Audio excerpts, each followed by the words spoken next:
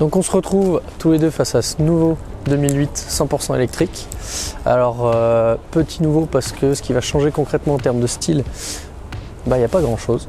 C'est-à-dire que sur la face avant on va limiter tout simplement, voilà, extérieurement on ne change pas beaucoup. Sur la face avant on va limiter un petit peu l'arrivée d'air au moteur parce qu'il n'y a plus de moteur thermique à refroidir. On va retrouver par contre en différence des logos qu'on va venir bleuter pour le côté vert, propre, électrique exactement.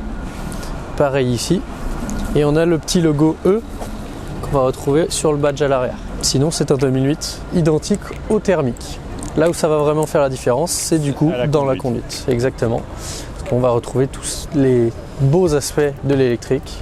Plus de bruit, donc on a été obligé aussi de renforcer un petit peu l'insonorisation des véhicules parce que du coup on avait un petit peu plus de bruit de roulement. On entendait la machine en gros. Ah oui. Et également au niveau des pneus, il faut savoir que les pneus sont particuliers sur les véhicules électriques parce qu'il faut limiter le bruit de roulement. Donc ça c'est un véhicule très récent qui vient de sortir, qui a déjà très récent, exactement. Très récent. Mais qui est bien sûr déjà possible en commande et possible à avoir directement. On est parti ? On est parti. Allez. Qui est ici, mais on peut la garder dans son sac ou dans sa poche. Donc il faut avoir le pilon avec le pied sur le frein.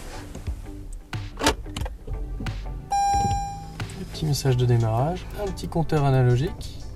Donc sur 2008, on n'a pas le iCockpit qu'on pouvait avoir précédemment. On a voilà, ce petit compteur, l'ancienne. Donc sur la droite, plus de jauge de vitesse, mais une jauge de quantité qu'on utilise en temps réel. D'électricité de compte tour, pardon. Donc simplement électricité en temps réel. D'accord. Si on appuie fort, on va chercher 100%. Si on appuie très légèrement, on va rester en bas.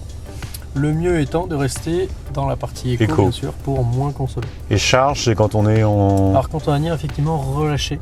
D'accord, d'accord. Là, on a une voiture qui a démarré complètement. Par contre, il va falloir choisir le mode de conduite. Ah oui, donc drive. Voilà, c'est ça. Donc là, on est en neutre. On peut aller chercher directement le drive. D'accord. Donc on a effectivement une impulsion ou sinon directement une double. D'accord. C'est-à-dire que dès qu'on démarre, si on fait directement en avant, on a directement marche arrière. Ok. Je suppose qu'il n'y a pas besoin d'enlever le frein à main. Mais sinon, on a quand même un bouton à l'emplacement original du frein à main. Les premiers temps qu'on a à l'intérieur, on a tendance à parler pas fort. Surtout en ville où on a très peu de vitesse. Oui, on n'a pas de bruit de moteur à couvrir. Rien du tout. Et du coup, par rapport aux passants par exemple, alors, parce que là, est-ce qu'ils vont me remarquer ? Au bruit, non.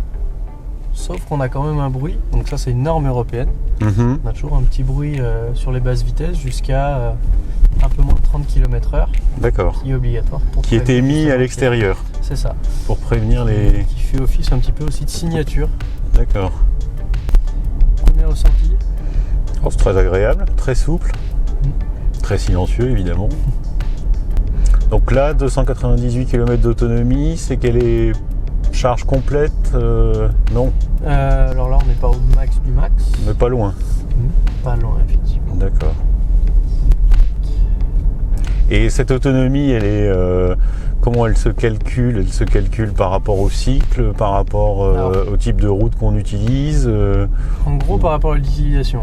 Si on est quelqu'un qui aime aller foncièrement vite, appuyer un peu comme un bourrin sur l'accélérateur, elle va nous donner comme une voiture thermique la quantité qui sera utilisée, l'autonomie qui sera maximale avec ce type de conduite. Et en prenant en compte aussi le mode de conduite choisi.